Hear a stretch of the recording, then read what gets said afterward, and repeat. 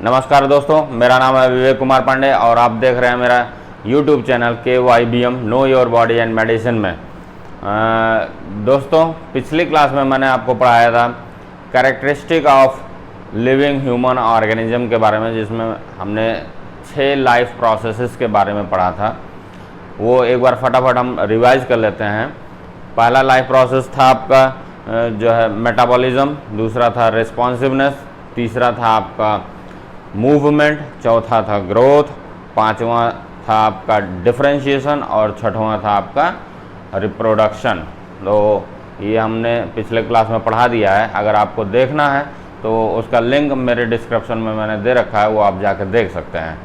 आज मैं आपको पढ़ाने जा रहा हूँ बॉडी फ्लूइड्स के बारे में।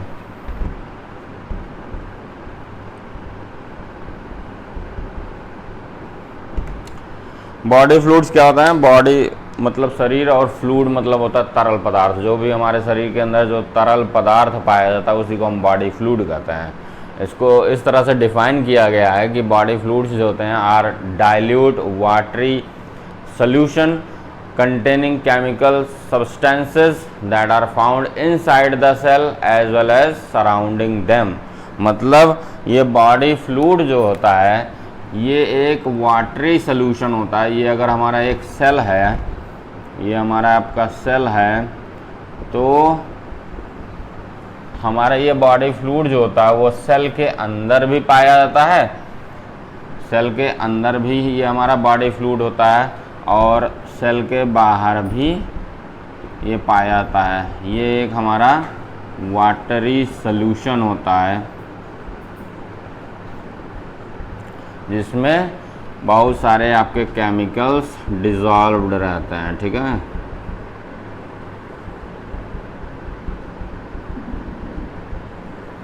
बहुत सारे केमिकल्स आपके डिसॉल्व्ड रहते हैं। अब इस बॉडी फ्लूइड को भी डिवाइड किया गया है 2 भागों में। The fluid which is found within या inside the cell is known as intracellular fluid.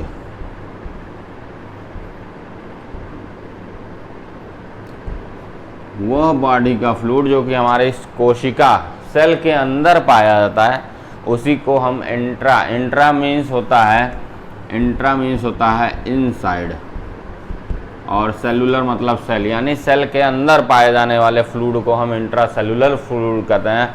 और इसी को जब हम सेल पढ़ते हैं तो इसी को हम क्या कहते हैं? साइटोप्लाज्म कहते हैं ना।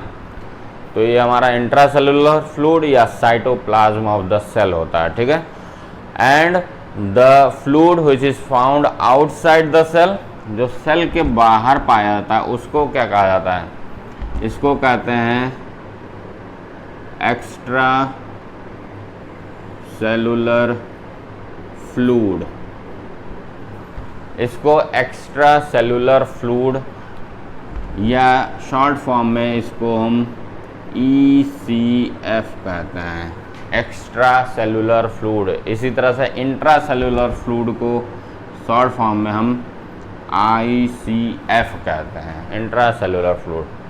तो the fluid which is found outside the cell is known as extracellular fluid. Extra मतलब होता है आउटसाइड और सेलुलर मतलब होता है सेल, यानी सेल के बाहर पाया जाने वाले फ्लूइड को ही हम एक्स्ट्रा सेलुलर फ्लूइड कहते हैं। अब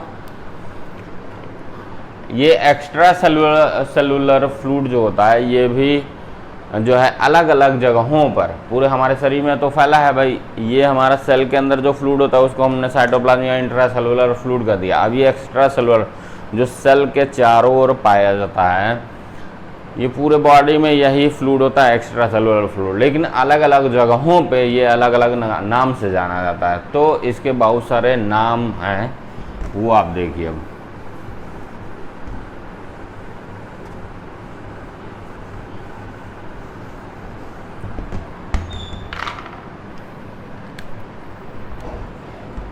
ECF extra cellular fluid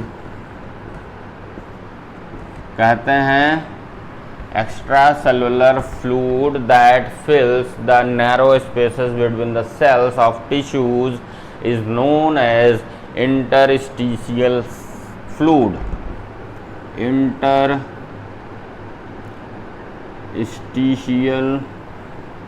fluid वह फ्लूइड होता है ECF का जो कि हमारी कोशिकाओं के बीच के जो नैरो स्पेसेस यानी छोटी छोटी पतली पतली ये जगहें होती हैं इसके बीच में पाया जाता है। इस तरह से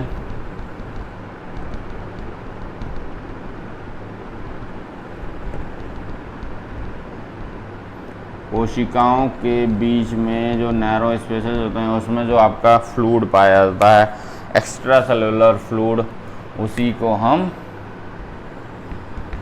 इंटरस्टिशियल फ्लूइड कहते हैं। ठीक है, the fluid, the extra cellular fluid ECF which is found within the blood vessels is known as blood plasma। वह एक्स्ट्रा सेलुलर फ्लूइड जो कि हमारे ब्लड वेसल्स के अंदर बहता है उसको हम ब्लड प्लाज्मा कहते हैं। इसी तरह से वह एक्स्ट्रा सेलुलर फ्लूइड यानी ECF which is found within the lymphatic vessels is known as lymph। उसको हम lymph कहते हैं। जो lymphatic vessels के अंदर एक्स्ट्रा सेलुलर फ्लूइड होता है उसको हम lymph कहते हैं।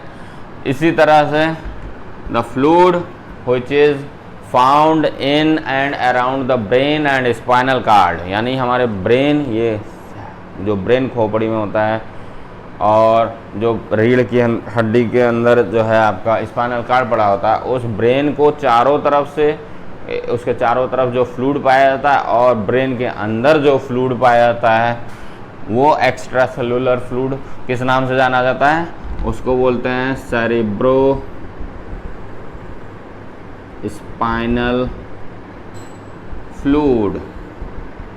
सेरेब्रो मतलब होता है ब्रेन, स्पाइनल मतलब स्पाइनल कार्ड और फ्लूइड मतलब फ्लूइड, CSF। सेरेब्रो, सेरेब्रम हमारे ब्रेन का ही पार्ट होता है तो वहाँ से ये शब्द लिया गया है। सेरेब्रो से ही समझिए आपका ब्रेन और spinal means spinal cord fluid, यानी वह एक्स्ट्रा सेलुलर फ्लूइड जो कि आपके ब्रेन के अंदर और ब्रेन के चारों तरफ पाया जाता है उसको सेरेब्रो स्पाइनल फ्लूइड कहते हैं। ठीक है, इसी तरह से the fluid which is found in our joints, यानी जो बोन के जॉइंट्स होते हैं उसमें जो फ्लूइड एक्स्ट्रा सेलुलर फ्लूइड होता है उसको हम बोलते हैं साइनोवियल फ्लूइड। इसको साइनोवियल फ्लूइड कहते हैं। और इसी तरह से the fluid which is found inside our eyeball, हमारे आँख की जो आई बॉल होती है उसके अंदर जो हमारा फ्लूइड पाया जाता है उसको हम कहते हैं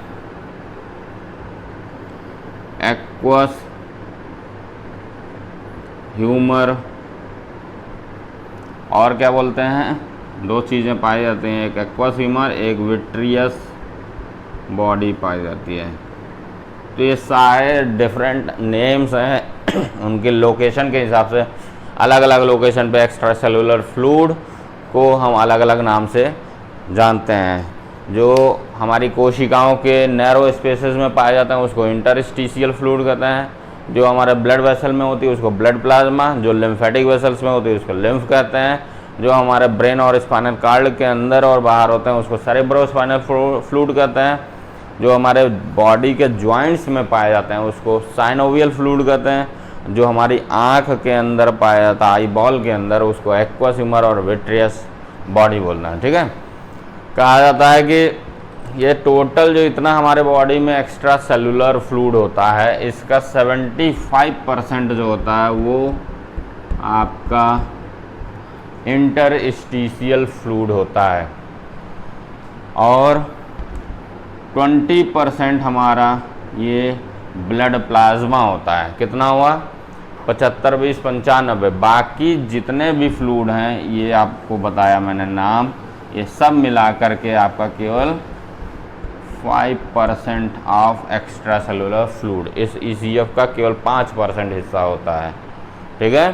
तो मैक्सिमम जो अमाउंट होती है वो हमारी इंटरस्टिशियल फ्लूइड की होती है 75%। उसके बाद आपका 20% होता है ब्लड प्लाज्मा, बाकी lymph, cerebrospinal fluid, synovial fluid, aqueous humour, vitreous body, ये सारे मिल करके इस ECF का केवल 5% होता है, ठीक है। चूँकि हम जानते हैं कि सेल को चारों तरफ से इंटरस्टिशियल फ्लूइड ही है जो कि घेरे रहता है, इसीलिए इसी को हम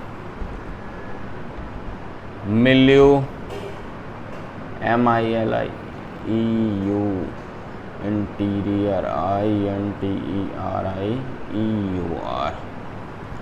मिल्यू इंटीरियर नाम इसको दिया है। एक फ्रेंच फिजियोलॉजिस्ट थे क्लाउडे बर्नार्ड ने,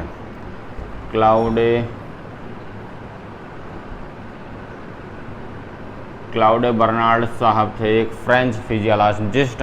इन्होंने 1865 ईस्वी में इस इंटरस्टिशियल फ्लूइड के लिए एक टर्म दिया मिल्यू इंटीरियर, और जिसका मतलब क्या होता है, इसका मतलब होता है इंटरनल एनवायरनमेंट।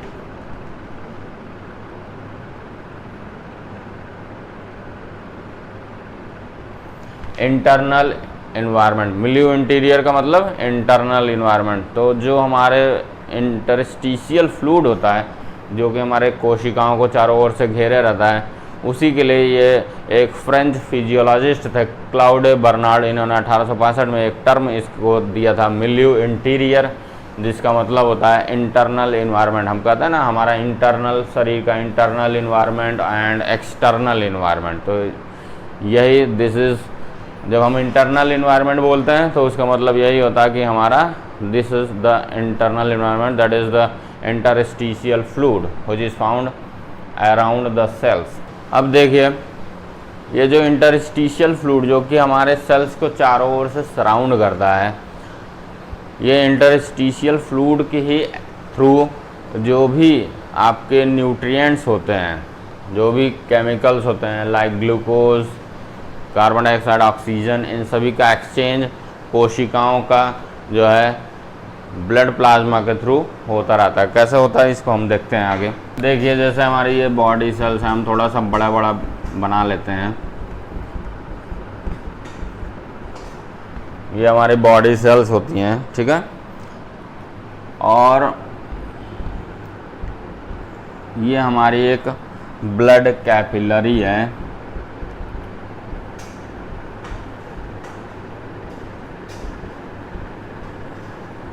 ब्लड कैपिलरी है जिसमें हमारा ब्लड बहता रहता है, ठीक है। और इस सेल के चारों ओर हमारे इंटरस्टिशियल फ्लूइड मौजूद है, ठीक है। इंटरस्टिशियल फ्लूइड मौजूद रहता है। तो अब देखिए ध्यान से, ये ब्लड कैपिलरीज आपको मैं आपका जब वेस्कुलर सिस्टम पढ़ाऊंगा तब इसको डिटेल में पढ़ाऊंगा। अभी के लिए इतना जान लीजिए, जो हमारी हार्ट से आर्टरीज निकलती हैं वो आपका फाइन डिवाइड होती हैं। डिवाइड होते होते पहले आर्टरीज आर्टीरियोल्स में डिवाइड होती हैं, उसके बाद फाइनली जब हमारे सेलुलर लेवल पे आती हैं तो एकदम थिन मेम्ब्रेन की बहुत ही पतली वेसल होती है जो कि कैपिलरी कहलाती है, ब्लड कैपिलरी। इसमें भी ब्लड ही फ्लो करता है। अब ये ब्लड आप जानते हैं एक कैरियर का काम करता है, ये ब्लड प्लाज्मा जो कि एक्स्ट्रा सेलुलर फ्लूइड का ही पार्ट है। इससे के थ्रू ही हमारा इंटेस्टाइन से क्या होता है, हमारे glucose, fat, proteins, amino acids, इन सब का एब्जॉर्प्शन होता है और वो ब्लड में आ जाता है। इसी तरह से आप देखते हैं हमारा जो लंग्स होता है, लंग्स में हम जब हवा अंदर खींचते हैं तो ऑक्सीजन जो होती है वो उसी ब्लड में डिजॉल्व होकर पूरे बॉडी के कोशिकाओं तक पहुंचती है। जब ये कोशिका में पहुंचती है तो क्या होता है, उस समय क्या होता है, ये ब्लड कैपिलरीज की जो वॉल होती है ये एक बहुत ही थिन मेम्ब्रेन होती है। ये इतनी पतली होती है कि जो भी कोशिकाओं को, इन सेल्स को जो भी मटेरियल जैसे ग्लूकोज हो गया, ऑक्सीजन हो गया, इनकी ज़रूरत, या जो इलेक्ट्रोलाइट्स होते हैं, आयंस होते हैं, या हमारे एंडोक्राइन ग्लैंड से जो हार्मोन्स निकलते हैं, वो सारी चीज़ें जो होती है इसके मेम्ब्रेन को पार करके जो है इसी इंटरस्टिशियल फ्लूइड में आती है, और इस इंटरस्टिशियल फ्लूइड से फिर हमारी कोशिकाएं जो होती हैं वो इन मटेरियल्स को ग्रहण करते हैं। ये हमारा जो रेड हमने डॉट से बनाया है, this is the interstitial fluid, interstitial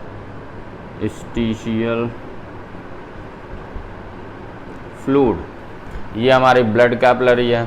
ठीक है, तो इस तरह से हमारे जो ज़रूरी आवश्यक न्यूट्रिएंट्स होते हैं, जो भी ज़रूरी चीज़ें होती हैं, ऑक्सीजन हो गया, ग्लूकोज हो गया, आयंस होते हैं, वो सभी इस ब्लड से निकल करके इसी इंटरस्टिशियल फ्लूइड में घुलते रहते हैं, और यहाँ से फिर कोशिकाएं इसको लेती रहती हैं। इसी तरह से जब कोशिकाएं जो होते हैं ग्लूकोज से आपका जो है उसके माइटोकॉन्ड्रिया में आप देखते हैं कि एनर्जी का प्रोडक्शन होता है, वो सब मेटाबॉलिज्म होते हैं, तो मेटाबॉलिक वेस्ट बनते हैं। मेटाबॉलिक वेस्ट में बहुत सारे आपका जैसे कार्बन डाइऑक्साइड मुख्य रूप से हो गया, या नाइट्रोजनस सब्सटेंसेस हो गए, या कुछ एक्स्ट्रा वाटर बन जाता है, वो सभी इस इंटरस्टिशियल फ्लूइड से ब्लड कैपिलरी की इस वॉल को पार करके वापस कहाँ चले जाते हैं, ब्लड के अंदर। तो इस तरह से आप देख रहे हैं कि न्यूट्रिशियस जो सब्सटेंसेस होते हैं, जो रिक्वायर्ड सब्सटेंसेस होती हैं कोशिका के द्वारा, वो लगातार ब्लड से इस इंटरस्टिशियल फ्लूइड में आता रहता है, और जो भी आपके मेटाबॉलिक वेस्ट प्रोडक्ट्स होते हैं वो लगातार क्या होता है, इस इंटरस्टिशियल फ्लूइड से वापस ब्लड के अंदर जाता रहता है। ये एक कंटिन्यूअस प्रोसेस होती है जो कि चलती रहती है, इसीलिए कहा जाता है कि इसका जो इंटरस्टिशियल फ्लूइड का कंपोजिशन होता है वो डायनामिक होता है। ठीक है, और डायनामिक होता है, हमेशा इसका चेंज होता रहता है, और ये जो एक्सचेंज होता है मटेरियल्स का इन बोथ डायरेक्शन, देखिए from blood to interstitial fluid and interstitial to the blood plasma. ठीक है, तो ये बोथ दोनों डायरेक्शन में होता है, इसीलिए कहा जाता है ये जो एक्स्ट्रा सेलुलर फ्लूइड या interstitial fluid, extra cellular fluid जो होता है इस तरह से दो तरह का काम करता है। एक हमारा होता है सप्लाई लाइन का काम करता है, और दूसरा जो होता है वो सैनिटरी ड्रेनेज सिस्टम का भी काम करता है, ड्रेनेज लाइन का काम करता है। दो तरह से हमारा जो एक्स्ट्रा सेलुलर फ्लूइड होता है वो काम करता है। एक हमारा सप्लाई लाइन की तरह काम करता है। सप्लाई लाइन का तरह कैसे काम करता है, ये विभिन्न जितने भी आपके न्यूट्रिएंट्स होते हैं, जो ज़रूरी वाले आवश्यक तत्व होते हैं जो कि कोशिका को चाहिए जिंदा रहने के लिए, वो सभी ब्लड के थ्रू जो है लगातार इस इंटरस्टिशियल फ्लूइड में सप्लाई देते रहते हैं, और कोशिकाएं हमारी जीवित रहती हैं। ठीक है, और जो भी वेस्ट प्रोडक्ट होता है उसको क्या करता है, ड्रेनेज मतलब क्या होता है, हमारे घर की जैसे नालियाँ होती हैं वो क्या करती हैं, हमारे घर में जितना भी कूड़ा कचरा या वेस्ट आपका मटेरियल होता है, गंदा पानी होता है, वो सब नालियों के थ्रू बाहर निकल जाता है घर से। उसी तरह से इंटरस्टिशियल फ्लूइड से जितने भी आपके हानिकारक या नाइट्रोजनस सब्सटेंसेस या आपके कार्बन डाइऑक्साइड होते हैं वो सबको ये वापस लेकर के ब्लड में छोड़ देती है, और ये ब्लड के थ्रू फिर कहाँ चला जाता है, कार्बन डाइऑक्साइड को एक्सक्रीट कहाँ से होगा, आप खुद बताइए। कार्बन डाइऑक्साइड वापस लंग्स में जाता है ब्लड के थ्रू, वहाँ पर जो है एयर का एक्सचेंज होता है, और वहाँ से लंग्स से जब हम हवा बाहर निकालते हैं तो वो कार्बन डाइऑक्साइड बाहर निकल जाता है। इसी तरह से जो भी नाइट्रोजनस सब्सटेंसेस होते हैं या बहुत सारे आपके अदर केमिकल्स होते हैं हमारे, वो सब हमारे पसीने के माध्यम से, स्वेट के माध्यम से निकल जाते हैं, या आपके यूरिन के थ्रू निकल जाते हैं, या फीसेस के थ्रू निकल जाते हैं। ठीक है, तो ये सारे रास्ते हैं जिससे हमारे जो भी वेस्ट प्रोडक्ट होते हैं हमारे शरीर से बाहर निकलते हैं। हर का निकलने का अलग अलग वो होता है, हम अलग अलग चैप्टर में इसको डिटेल में पढ़ेंगे। ठीक है, तो this is all about the body fluid. आप बताइए आपको ये वीडियो कैसा लगा, अगर पसंद आया है तो इसको आप लाइक कीजिए, शेयर कीजिए, सब्सक्राइब कीजिए, और बेल आइकन ज़रूर दबाइए। नमस्कार, जय हिंद, जय भारत। एक और चीज़ बताना चाहूँगा, आज 15 अगस्त है, इसलिए आज सभी देशवासियों को मेरे तरफ से 15 अगस्त के स्वतंत्रता दिवस की हार्दिक शुभकामनाएं एवं बधाइयाँ। धन्यवाद। जय हिंद, जय भारत।